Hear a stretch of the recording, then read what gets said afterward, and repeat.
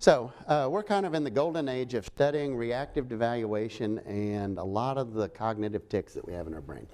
We have this fast instinctive brain that makes most of our decisions, and then we have a slow, effortful Mr. Spock brain that sometimes you can engage.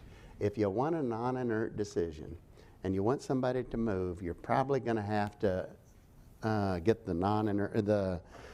the System 2 brain online to think about what would otherwise be an impulsive decision. And we go through life with the impulsive decisions, and you'll want to trigger what we call the System 2, what the analysts call System 2. That's enough theory. Now we're back to, here's the best reads if you have some time. Most of these are beach reads on how the mind works. The key to negotiation is understanding how the other side is going to receive the information that you're getting, and how you can get them to rethink, not change their mind, but rethink prior positions based on new information. And it's, how many of you have read or watched Moneyball, that Brad Pitt, how the Oakland A's took some System 2 thinking and got behind the decisions that the scouts were making to bring it online.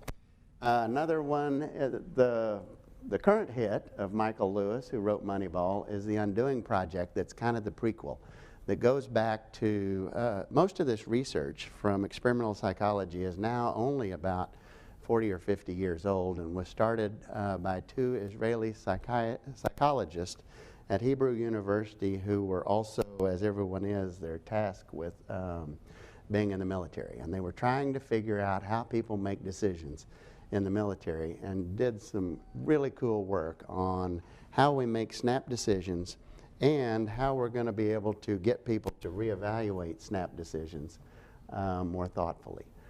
Thinking Fast and Slow is their greatest hits. It's not a beach read. It's the only one on here that's not a beach read. It's kind of dense from academic writing.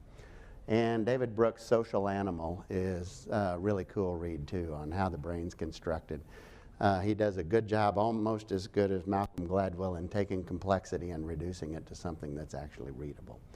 What he suggests is that the mind's more of like the World Wide Web, where the neurons are the computers that are strung together, and how we retrieve information and how we get people excited in negotiation has a lot to do with how that brain functions. Well, guess what happens? One of your keys in negotiation is how you present what you want to get a non-inert decision. But you all already know this from marketing and just going to a store. What environment are we in right now with at retail? Everything's on sale, perpetually on sale, right? It's a matter of degree.